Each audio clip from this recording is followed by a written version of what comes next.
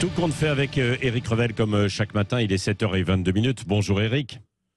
Bonjour Patrick, bonjour à tous. On va parler de fraude sociale et fiscale parce que le gouvernement repart en campagne contre ces fraudes dans une belle unanimité ministérielle. Bah oui, on s'affiche. Bercy au taquet sur le sujet, Gabriel Attal et Bruno Le Maire à la manœuvre. Ah oui, le ministre des Finances et le ministre des Comptes Publics sont montés au créneau. Vous l'avez noté hier, le premier pour dénoncer la fraude donc sociale et le second pour dénoncer la fraude fiscale. Bercy, avec Bruno Le Maire et Gabriel Attal, incarne finalement quoi ? Avec magnificence le en même temps d'Emmanuel Macron, car la fraude sociale, c'est largement un sujet de droite, alors que la fraude fiscale est un sujet de gauche, il y en a donc pour tout le monde.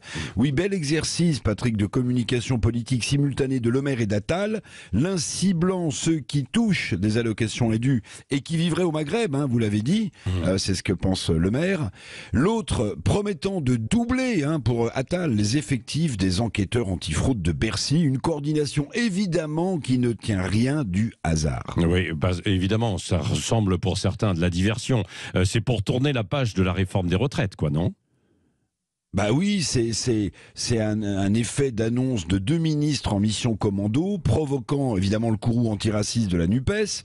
C'était l'effet escompté. En mission commando, Le Maire et Attal pour participer à quoi ? À la tentative, dans le sillage du discours d'Emmanuel Macron, à la tentative de tourner, vous l'avez dit, la page de la réforme des retraites. C'est simple, hier, j'ai écouté, j'ai regardé, les membres du gouvernement et autres comparses politiques se partageaient sur les médias en deux camps. Ceux qui trouvaient formidable, évidemment, l'intervention du chef de l'État, et ceux qui allumaient des contre-feux politiques en rallumant la mèche de la lutte contre la fraude fiscale et contre la fraude sociale, tout à coup, soudainement, alors que ça fait quand même 6 ans qu'Emmanuel Macron est au pouvoir. Oui, cela dit, est-ce que la fraude fiscale et sociale sont de vrais fléaux ou pas pour les caisses de l'État ?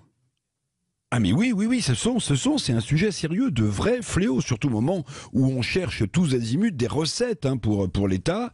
Il faut pas minimiser l'ampleur. Alors la fraude fiscale, les tricheries sur les bénéfices des entreprises, sur les crédits aux impôts, tout ça c'est de l'ordre quand même de 6 milliards d'euros par an. Les fraudes sociales, au RSA, allocation vieillesse, allocation familiale, aide au logement, n'en jetez plus, seraient comprises dans une fourchette large entre 15 et 45 milliards d'euros, d'après le rapport du député Pascal Brindot, sans parler de la mise en garde, de la mise en lumière, vous en souvenez, de l'ancien magistrat Charles Prats. Donc oui, ce n'est pas rien, mais ne soyons pas dupes.